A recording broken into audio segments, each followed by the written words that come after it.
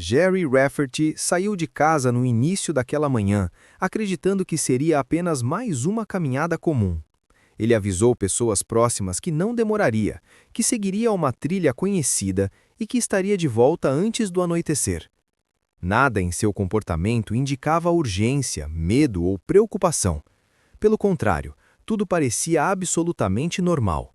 A região para onde ele se dirigiu, no entanto, não era um local qualquer. Tratava-se de uma área florestal extensa, silenciosa e pouco frequentada, onde a natureza domina completamente o ambiente. O tipo de lugar onde o som desaparece depois de alguns passos e onde a sensação de isolamento cresce rapidamente. Horas depois, quando o sol começou a baixar entre as árvores e o céu perdeu a claridade, nenhuma notícia havia chegado. Nenhuma ligação, nenhuma mensagem, nenhum sinal. O único fato confirmado era simples e inquietante. Jerry havia entrado na floresta naquela manhã e nunca mais foi visto saindo. Jerry Rafferty tinha 42 anos e levava uma vida considerada comum por todos que o conheciam. Trabalhava regularmente, mantinha uma rotina estável e não tinha histórico de comportamentos impulsivos ou decisões arriscadas. Era visto como alguém calmo, organizado e consciente dos próprios limites. Morava em uma pequena comunidade próxima a grandes áreas florestais do Canadá, onde o contato com a natureza fazia parte do cotidiano, mas sempre com respeito às condições do ambiente. Amigos relataram que Jerry não era alguém que se colocaria em perigo sem necessidade. Ele planejava suas atividades, informava para onde iria e costumava cumprir horários. Por isso, o desaparecimento causou tanto impacto. Não havia sinais de conflitos pessoais, problemas financeiros ou qualquer motivo aparente que explicasse um afastamento voluntário. Tudo indicava que Jerry pretendia apenas fazer uma caminhada simples e voltar para casa no mesmo dia. O início desse caso real, pouco conhecido, não está ligado a rumores nem a interpretações posteriores. Ele começa com um registro oficial simples, produzido em setembro de 1996, após uma ocorrência considerada tecnicamente irregular em uma área extensa de mata fechada. O documento descreve o local com coordenadas precisas, indica o horário aproximado do evento e registra uma condição ambiental incompatível com os padrões conhecidos daquela região. Não havia sinais de intervenção humana, não havia rastros físicos, não havia indícios de vandalismo ou ação externa. Ainda assim, algo havia sido alterado o suficiente para justificar o registro. O relatório foi classificado como inconclusivo e arquivado em poucos dias, sem investigação complementar, sem coleta adicional de dados e sem qualquer tentativa de aprofundamento técnico. Durante anos, esse documento permaneceu ignorado, até que análises posteriores revelaram algo inquietante. A mesma estrutura textual, com descrições semelhantes, aparecia em outros registros arquivados em diferentes regiões. Após o arquivamento do documento, surgiram relatos informais que nunca chegaram a integrar processos oficiais.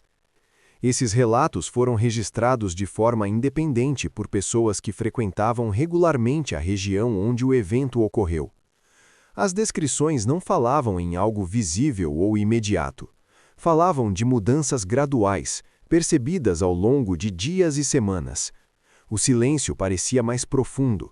A sensação térmica não correspondia aos registros normais. Certos pontos da mata causavam desconforto inexplicável. Esses relatos surgiram em momentos distintos, feitos por pessoas sem ligação entre si, mas apresentavam coincidências difíceis de ignorar.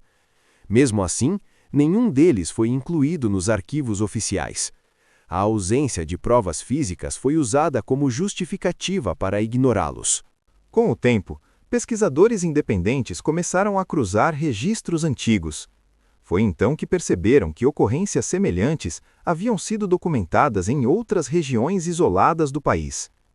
Esses registros estavam dispersos em arquivos pouco acessados, muitas vezes classificados como inconclusivos logo após serem produzidos. As descrições se repetiam, alterações sutis no ambiente, ausência de danos visíveis e encerramento rápido dos processos. Em alguns casos, mapas antigos não correspondiam mais à realidade atual. Trilhas descritas oficialmente não existiam mais. Marcos naturais haviam desaparecido ou mudado de posição. Mesmo diante dessas repetições, nenhum órgão oficial relacionou os casos entre si. Diante do acúmulo de registros semelhantes, uma hipótese começou a surgir de forma recorrente em estudos paralelos. Ela não aparecia em relatórios públicos, mas surgia em anotações internas e análises técnicas não divulgadas. Essa hipótese sugeria que os eventos não causavam danos materiais evidentes, mas alteravam a percepção do ambiente. Algo que não deixava marcas claras, mas interferia na forma como o espaço era experimentado. Aceitar essa hipótese significaria admitir que certos locais poderiam sofrer alterações difíceis de detectar e ainda mais difíceis de explicar tecnicamente. Por isso, sempre que essa linha de investigação surgia, ela era descartada por falta de parâmetros mensuráveis. Com o tempo, a hipótese deixou de ser discutida. Com a ausência de conclusões e o encerramento precoce dos registros, o caso entrou em um processo silencioso de esquecimento institucional. Nenhuma nova vistoria foi realizada. Nenhum levantamento complementar foi feito. Moradores da região passaram a tratar o assunto com silêncio ou indiferença. Alguns afirmam não se lembrar de nada. Outros evitam qualquer comentário. Pesquisadores que tentaram revisitar o local encontraram dificuldades inesperadas, como o acesso limitado, mudanças na paisagem e ausência de dados atualizados. Nada oficialmente proibido, apenas o suficiente para afastar novas tentativas de investigação. Décadas após o primeiro registro, o caso permanece oficialmente inconclusivo.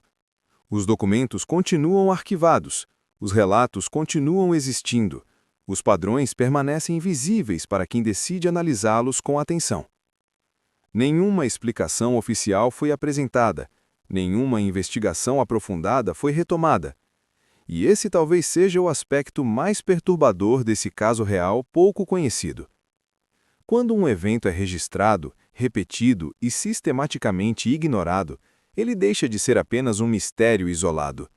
Ele se transforma em um alerta silencioso sobre tudo aquilo que pode acontecer e nunca ser totalmente explicado.